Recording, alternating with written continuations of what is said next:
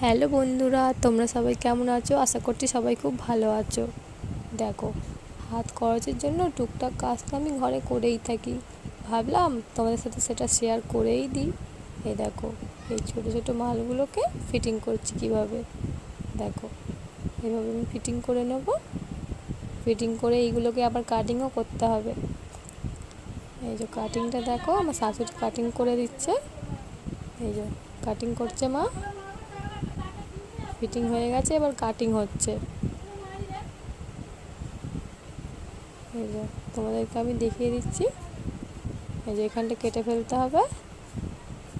এই দেখো, যত ফিটিং করাই আছে তোমাদেরকে আমি দেখিয়ে দিচ্ছি আরেকবার।